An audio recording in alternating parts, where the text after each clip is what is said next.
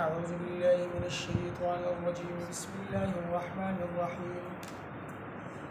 أجعلتم سقاية الحاج وعمارة المسجد الحرام كمن آمن بالله واليوم الآخر وجاهد في سبيل الله لا يستوون عند الله والله لا يهدي القوم الظالمين. دین مخکې آیات مبارکو کې د مشرکینو یو باطل زعم باندې رد ذکر شو. د مشرکینو زعم او ګمان دا و چې موږ د بیت الله شریف خدمت کوو، د بیت الله شریف په تعمیر کې حصه اخلو او بیت الله شریف آبادو. نو دا چرته زموږ د نجات لپاره به کافي او دې سره به موږ د جهنم نه خلاص شو او په دنیا کې به د مسلمانانو سره د قتال او د جنګ نه بچ شو. نو د هغې جواب ذکر شو چې د جومات د آبادولو حقدار مؤمنان او مسلمانان دي. مسلمان او مومن به جماعت تعمیر کوي، جماعت خدمت به کوي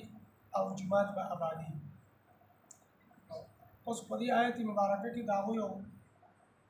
د بل زعم او د بل ګمان رد او خیال ذکر کېږي، د بل خیال رد ذکر کېږي. د هغو طریقه کار دا و چې د حاجیانو خدمت به یې کوو. کوم خلک به حج له تلل نو د حاجیانو خدمت به یې کوو، حاجیانو له به یې اوبه ورکولې،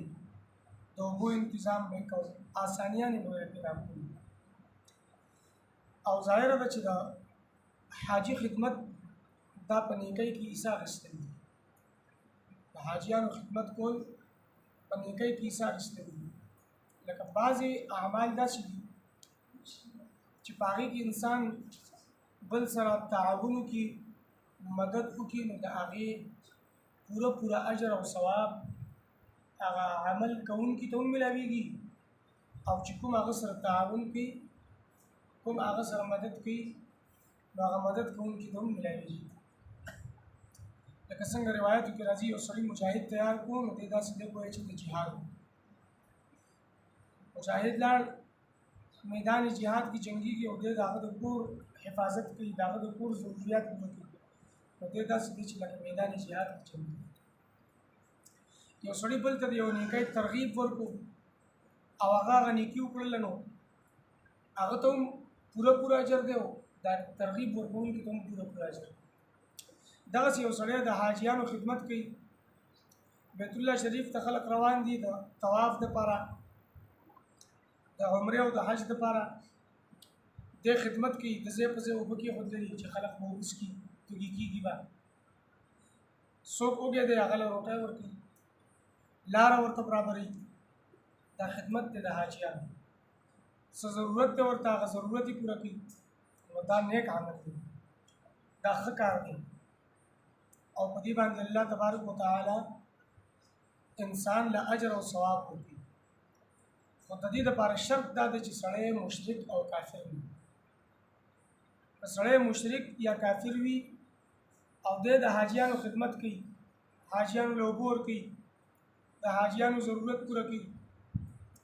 نو د ده دا عمل چې دی ناقابل قبول دی. دغسې د مسجد حرام تعمیر دا یو سړی مشرک او کافر وي او هغه د مسجد حرام تعمیر کوي، په تعمیر کې حصه اخلي، د ده عمل ناقابل قبول دی. دی د هغه چا په شانې نشي کېدی چې کوم مؤمن دی، په الله ایمان راوړ دی، په ورځ د آخرت ایمان راوړ دی، د الله په لاره کې جنګېږي، جهاد کوي فی سبیل الله، نو دا سړی د هغو په شانې نشي کېدلی، ځکه چې د ده عقیده د شرک ده، د کفر ده، او د هغه عقیده چې د هغه د اسلام او د ایمان ده، د الله د یووالي عقیده ده. نو هغه سړی چې کوم عمل کوي هغه عمل قابل قبول دی او د دا مشرک کافر دی لوی نه لوی عمل کوي دغه عمل ناقابل لا یستوون عند الله دا دواړه د الله په نس برابر نه دي مشرک کافر او مؤمن مسلمان اگر که مشرک کافر هغه لوی نه کوي او مسلمان هغه د اجر او د ثواب داسې کارونه کوي چې د هغې اجر او ثواب کم وي خو بیا هم هغه مشرک کافر اجر ثواب مؤمن ته نه رسي هغه دپاره خو اجر نشته دی ثواب نشته او مؤمن له خو اجرونه او ثوابونه دي وړې نه وړې نیکۍ مني دله اجر دی ثواب دی لوی نه لوی نیکۍ مني دله اجر دی او ثواب دی اجعلتم سقایة الحاج آیا ګرځولي دي تاسو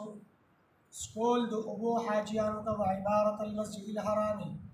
او تعمیر د مسجد حرام د عزتمند کور کمن آمن بالله والیوم الاخر پشان د هغه چا چې ایمان راوړ دی په الله والیوم الاخر او پر ورځ د آخرت ایمان راوړ دی وجاهد فی سبیل الله او جهاد وکړ د الله په لاره کې الله په لاره کې جهاد کوي ایمان راوړ دی مؤمن مسلمان دی نو دغه عمل قابل قبول دی دل اجر ملایږي لا یستوون عند الله نه برابرېږي دا دواړه په نزد الله والله لا یهدي القوم الظالمین او الله رب العزت هدایت نه کوي ظالم قوم ته چې کوم څه د وعنات کوي د ضد په وجه باندې هدایت نه قبلوي ایمان نه راوړي نو الله رب العزت د ایمان نه محروم کړي او دنه د ایمان او توفیق سلب واخلي